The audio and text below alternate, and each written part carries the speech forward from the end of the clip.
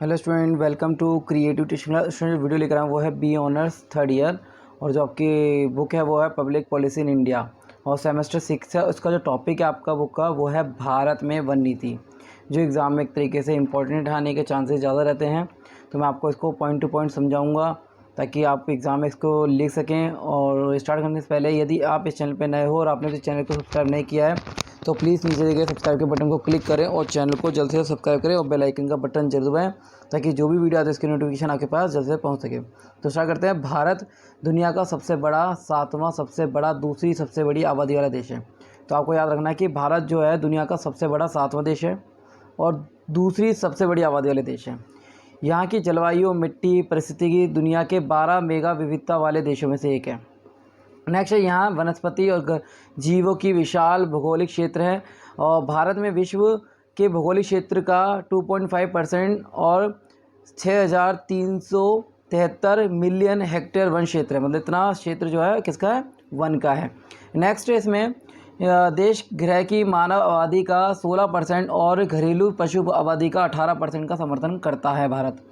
Next है, 1999 मतलब 1999 की फॉरेस्ट क्षेत्र का 19.39% है, जबकि वन नीति की आवश्यकता कितनी है? 33% है। नेक्स्ट है, भारतीय वन गंभीर दबाव में है और वनों के संरक्षण और प्रबंधन की भागीदारी की कमी के साथ साधनों की मांग बढ़ गई है। जैसे कि आपको पता ही है कि वन की जो है गंभीर दबाव बना हुआ है वनों पे, जैसे कटाई हो रही है, औद्योगिकरण किया जा रहा है, इससे वनों की स्थिति खराब हो गई है। और इसमें क्या हुआ, ज़मीनों को बंजर कर दिया जाता है, उनके ऊपर औद्योगिक लगा दिए जाते हैं और जो साधनों की मांग है जैसे कि लकड़ी है, खाद्य पदार्थ हैं, औषधि हैं, इनकी मांग जो है दिन पे दिन बढ़ रही है।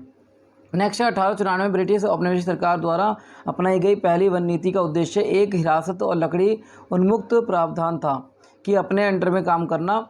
नेक्स्ट है, स्वतंत्रता के बाद 1952 की वन नीति ने सिफारिश की देश में 33% क्षेत्रों को वनों के दायरे में लाया जाए। 33% जब दायरों में लेके जाएगा तभी एक तरीके से वन को संरक्षित किया जा सकता है। नेक्स्ट है, वन संरक्षण और प्रबंधन में लोगों की भागीदारी के लिए पहला नीतिगत निर्णय 1987 में केंद्रीय वानिकी बोर्ड द्वारा पारित किया गया। नेक्स्ट है, प्रस्ताव में लिया गया है और 1988 में नई वन नीति अपनाई गई थी और ये नई वन नीति बहुत इंपॉर्टेंट है, इसके ऊपर भी क्वेश्चन आता है। तो मैंने आपको बता रहा हूँ भारत की वन नीति, जिसमें आपका एक तरह वन नीति अपनाई गई उसके बारे में भी आ सकता है और नई वन नीति क्या थी उसके बारे में एक तरीके आप एक्सप्लेन कर सकते हैं। नेक्स्ट, जिसका उद्देश्य पर्यावरण और परिस्थिति स्थिरता में रखरखाव और प्रेरणा थी, लोगों को वनों को बढ़ाने के लिए उनकी रक्षा करने के लिए बनाई गई थी। नेक्स्ट, 1988 में नई वन नीति अपनाई गई जिसमें 1992 में रियो वन सिद्धांतों में दिए गए सभी टिकाऊ चीज़ों का वर्णन किया गया है। पहला है, पर्यावरण स्थिरता और परिस्थिति संतुलन, मिट्टी और जल संरक्षण की बहाली व रखरखाव पर ध्यान देने की बात कही गई है। प्राकृतिक विरासत और आनुवंशिक साधनों का संरक्षण करने की बात कही गई है। नेक्स्ट, जंगल की उत्पादकता को स्थायी उपस्थिति और राष्ट्रीय आवश्यकताओं को पूरा करने के लिए कही गई है। नेक्स्ट, चौथा, आर्थिक लाभ को प्राप्त करना। पांचवा, इसमें वन प्रबंधन की नीति और परिचालन स्तर पर सुधार की प्रक्रिया शुरू की गई है। तो ये एक तरीके से जो बता रहा हूँ मैं आपको वो है 1988 में नई जो वन नीति अपनाई गई थी उसमें क्या क्या जोर दिया गया था किन किन चीज़ों पर। नेक्स्ट है, 1990 में पर्यावरण और वन संरक्षण ने लोगों की भागीदारी के लिए दिशा निर्देश जारी किए और जीएफएम समितियों और महिलाओं की भागीदारी मजबूत करने का प्रयास किया गया, जोर देने की बात कही गई। विशेषता क्या है? नेक्स्ट है, मौजूदा प्रकृति पर विरासत का संरक्षण करना, नदियों और झीलों एवं जलाशयों के जल ग्रहण क्षेत्रों में मिट्टी अपरदन एवं अनाच्छादन की जांच करना और वृक्ष लगाने की पहल करना, ईंधन, लकड़ी, चारा उत्पादन, मिट्टी आवश्यकता को पूरा करने के लिए कदम उठाना। तो ये मैंने आपको बताया वन नीति क्या थी और नई वन नीति क्या थी, उसके एक विशेषता मैंने आपको बताई है और क्या क्या नई वन नीति में क्या क्या चीज़ें बातें कही गई, कौन कौन से सिद्धांत रखे गए उसके बारे में बताया। और इसमें आप एक तरीके से एक्सप्लेन कर सकते हैं कि भारत में जो वन नीति है वर्तमान स्थिति क्या थी। 1947 में पहला फर्स्ट पॉइंट डाल कर लिख सकते हो वर्तमान स्थिति।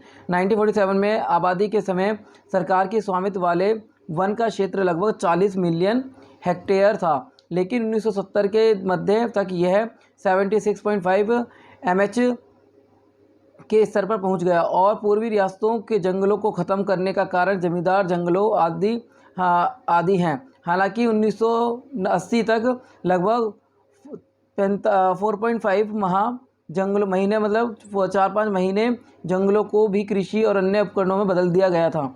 वर्तमान भूमि की स्थिति, जैसा कि 1999 की भारत की रिपोर्ट में वन संरक्षण पता चलता है कि इंगित करता है कि देश में 33.7 की वन नीति आवश्यकता के खिलाफ वन क्षेत्र का केवल 63% जो है महीने यानी भूमि क्षेत्र का 19.39 है।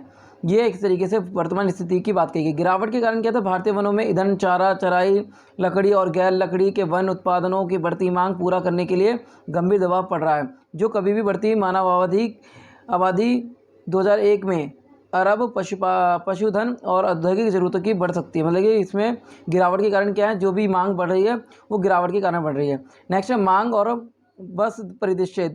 ईंधन, चारा और लकड़ी की मांग आपूर्ति की स्थिति का काल 1970 के में योजना आयोग को शोध विद्वानों की विभिन्न समितियों द्वारा किया गया था।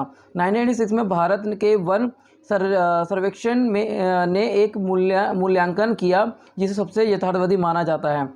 ईंधन की लकड़ी क्या है? 1986 में उपलब्धता का मूल्यांकन सभी स्रोतों की मांग और 201 मिलियन टन पर 115 मिलियन टन पर किया गया और 86 मिलियन टन का अंतर ज़्यादातर इसकी उत्पादक क्षमता से पूरे जंगलों को शोषण से मिलता है। यह 2006 तक 126 मीटर तक बढ़ गया था। तो ये एक तरीके से बताया गया है किस प्रकार जो है वर्तमान स्थिति है, गिरावट के कारण है, मांग बस परिदृश्य है, ये सारे एक तरीके से आप इसमें एक्सप्लेन कर सकते हो। वन नीति के ऊपर आपको जो भी आता है कि वन नीति आपको आप कैसे बचा सकते हैं वनों को, उसके बारे में एक्सप्लेन कर सकते हो। वनों के मतलब जो वन खत्म हो रहे हैं उसके कारण क्या है वो भी आप बना के लिख सकते हो। जो मैंने आपको समझाया वो तो आप लिखोगे, इसके अलावा ये पॉइंट भी क्लियर कर सकते हो। तो उम्मीद करता हूँ कि वीडियो अच्छी लगी, इसको लाइक और शेयर जरूर करें। धन्यवाद।